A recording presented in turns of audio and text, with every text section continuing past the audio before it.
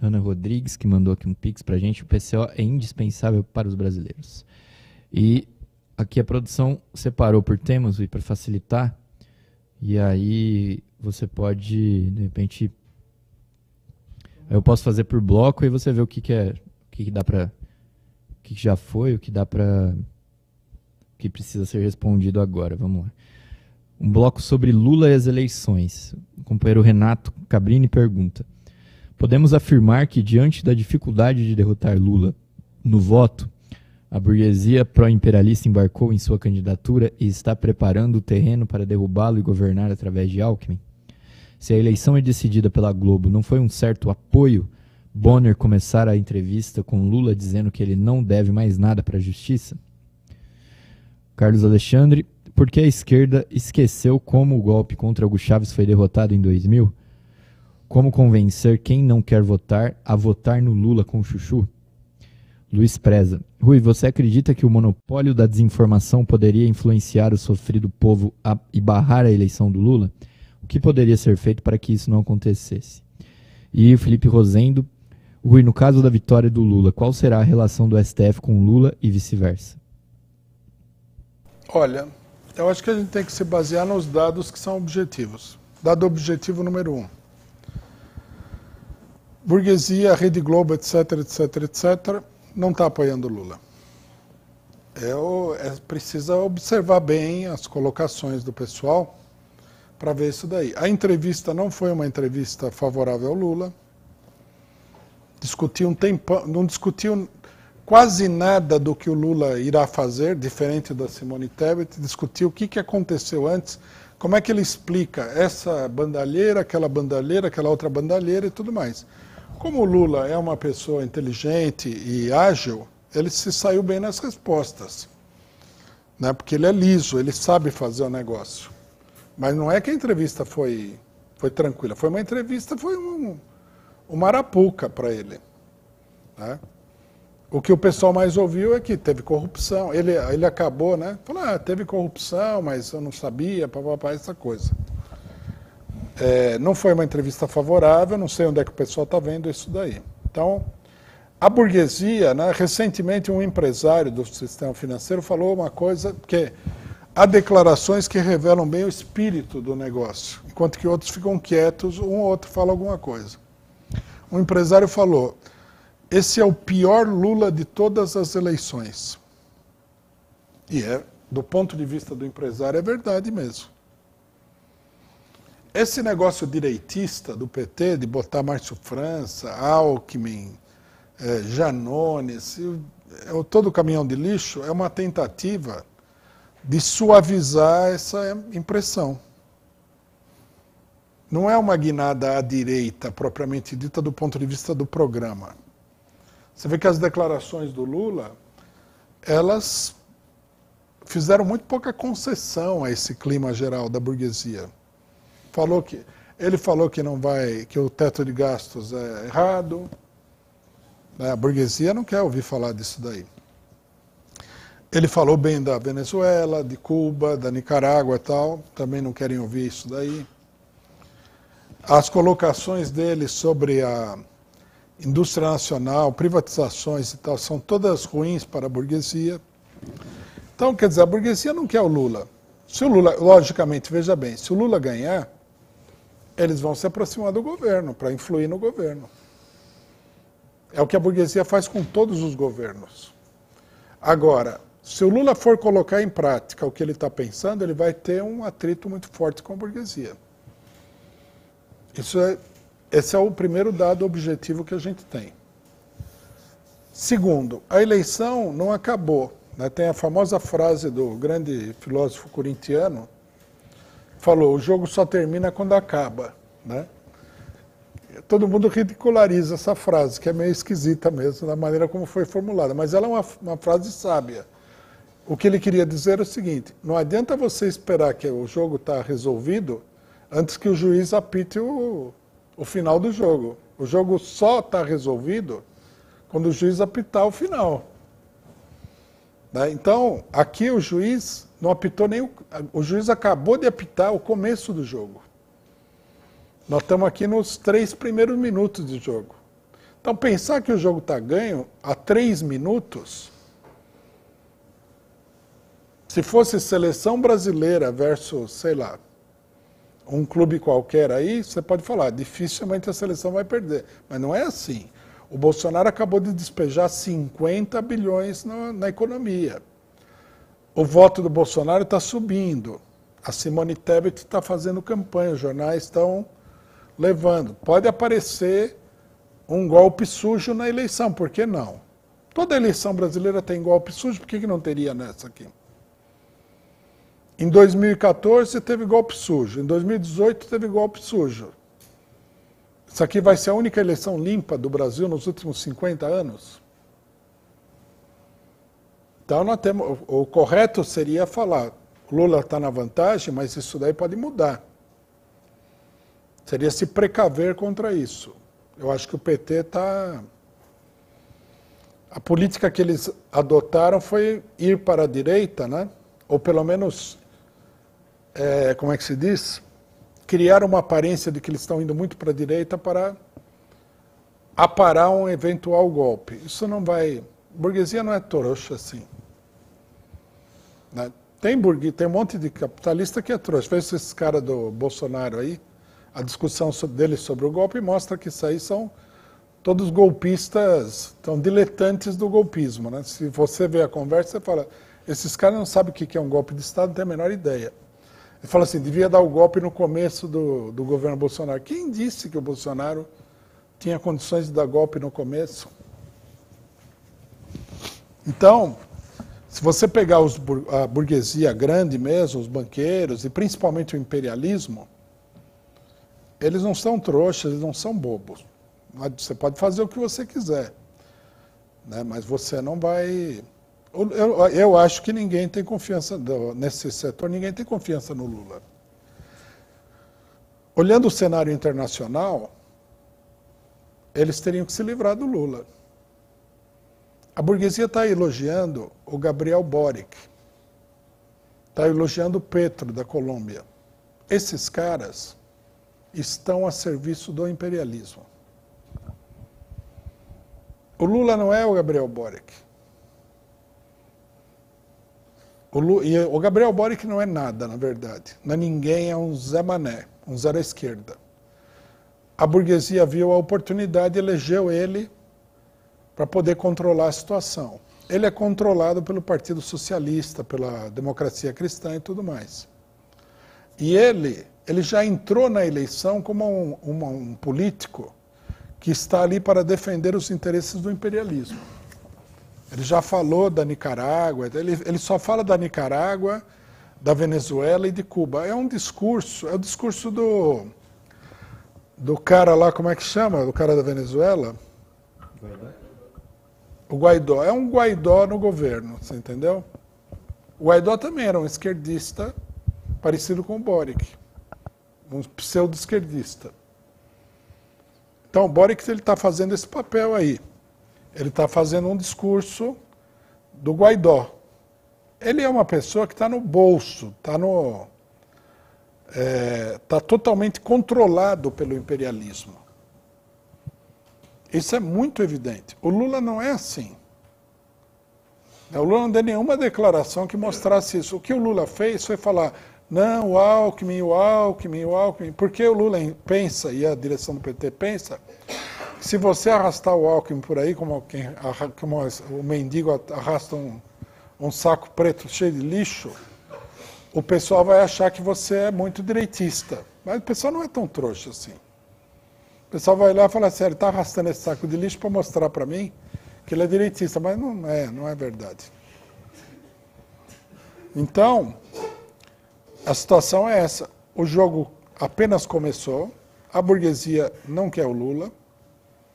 Né? Veja essa declaração sintomática desse empresário. O pior Lula, o pior de todos os Lula, porque teve o Lula de 89, 94, 98, 2002, 2006 e agora tem o Lula de 2018 e agora tem o Lula de 2022. De todos esses Lulas, segundo o empresário, esse é o pior.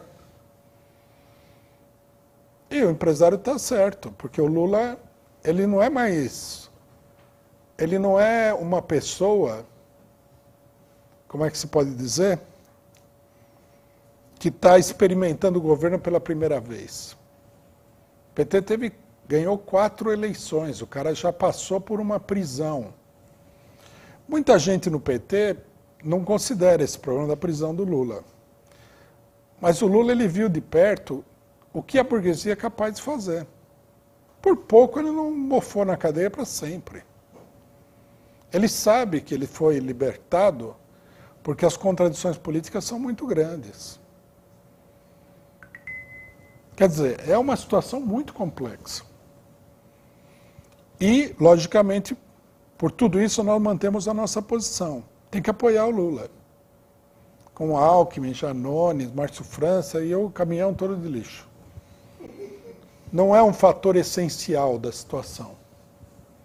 Claro, o pessoal fala, mas o Alckmin não vai dar um golpe no Lula? Se o Lula for eleito, é uma ameaça. Falar que não é uma ameaça, ou você está mentindo na cara dura, ou você é muito bobo. Né? Eu, por exemplo, se o Alckmin fosse vice do meu governo, nem dormia de noite. Então, quer dizer, o problema é o seguinte, né? O que nós estamos vendo no Brasil. O Brasil é um país difícil de entender, porque ele é um país cheio de contradições explosivas, mas ele é um país muito complexo, no sentido literal da palavra. O que significa complexo? Há muitas partes, há muita coisa. Ele não é simples, né?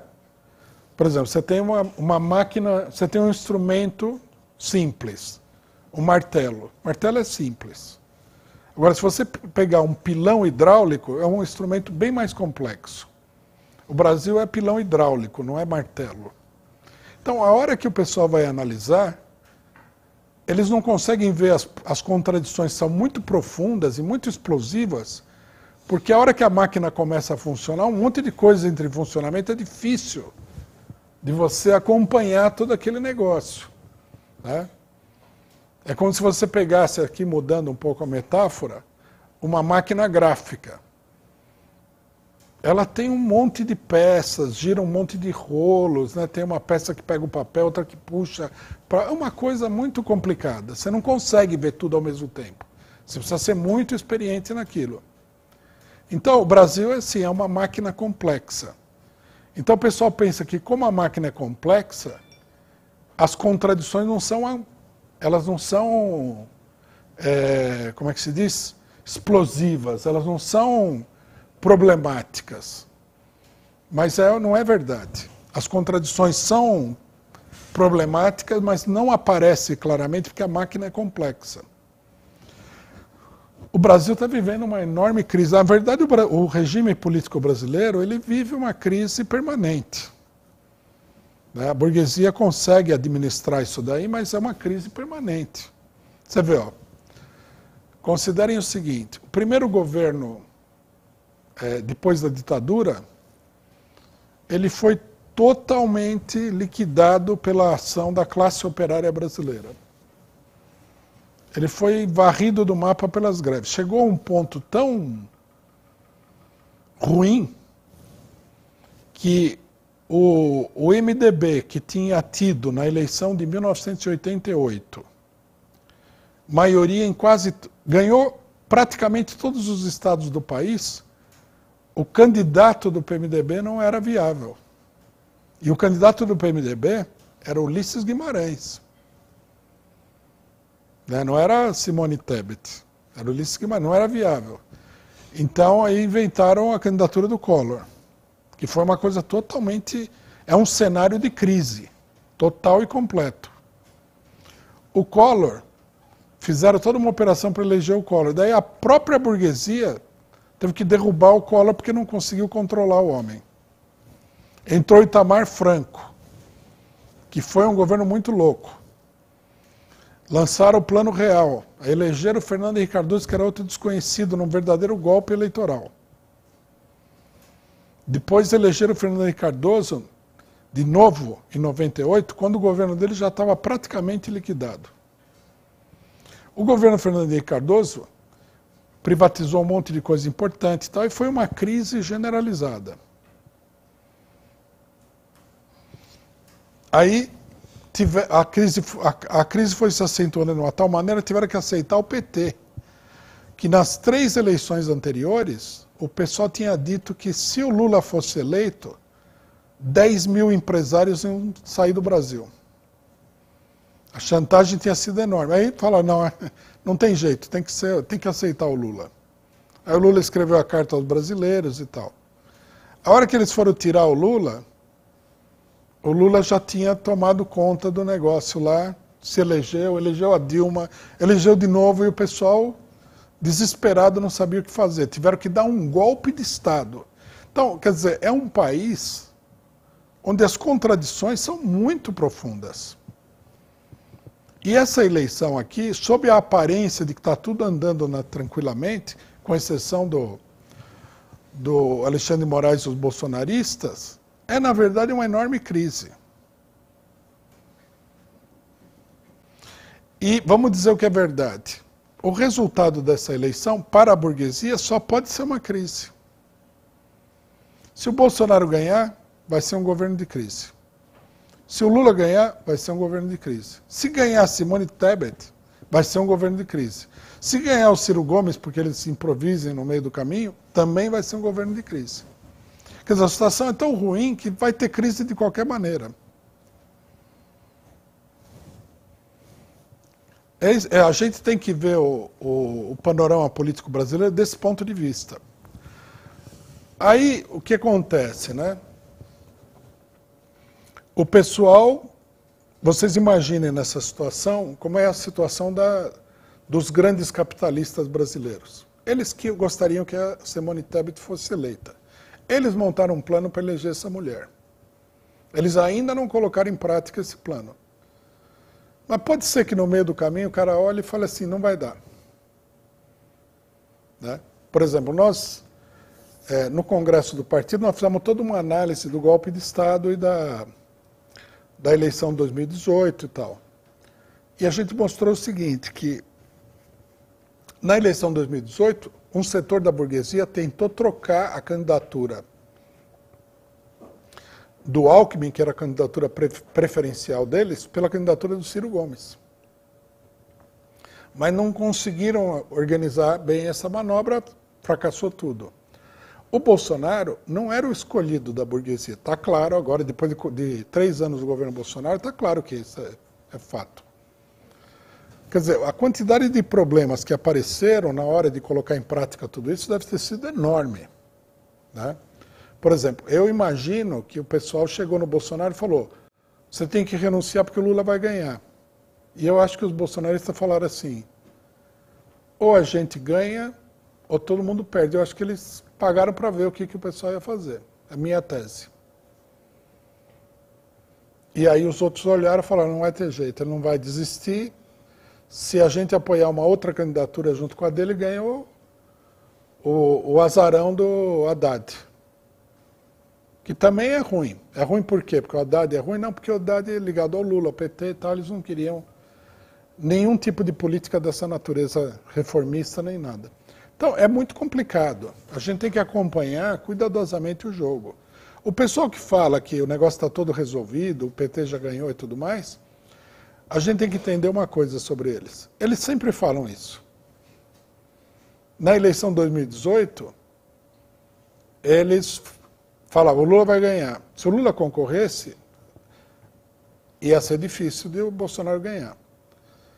Aí tiraram o Lula. Daí eles falaram, o Haddad vai ganhar no primeiro turno. Eu olhava e falava assim, meu Deus do céu. Aí eu fui para o segundo turno, o Haddad em segundo. Daí eles falaram, o Haddad vai ganhar no segundo turno. Eu falei, não vai ganhar o Bolsonaro, lógico. Quer dizer, o pessoal sempre acha que eles vão ganhar. É meio que é a vontade de que as coisas aconteçam do seu jeito, né? E depois também nós temos que entender uma coisa, queria até aproveitar para falar isso daí. Eu vi aí que alguém me falou, né, que o Renato Rovai, que acusou o PCL de roubar celular, que é uma coisa muito vergonhosa, ele está organizando a campanha do PT no Nordeste, me falaram. Bom, se for verdade, isso aí corresponde a uma realidade. Não sei se esse fato exatamente é verdade. Você vê também porque o pessoal é tão otimista. É um dever de ofício. Os caras estão ganhando dinheiro na campanha eleitoral do PT. Porque ele não foi lá para apoiar. Nós apoiamos o Lula de graça. Que nós somos trouxa, mas ele não. Ele está sendo pago. Então, se o cara está sendo pago para apoiar a campanha do Lula, o que ele vai falar? Ele vai falar que tudo vai dar certo, que ele está fazendo tudo certo, que todo mundo está fazendo tudo certo e vai ganhar, lógico. Amanhã o Lula ganha a eleição, a eleição passa por um túnel aí de turbulência e no final ganha o Lula, depois de passar por uma turbulência enorme. Daí o cara fala, não disse que o Lula ia ganhar? Bom, assim é fácil também.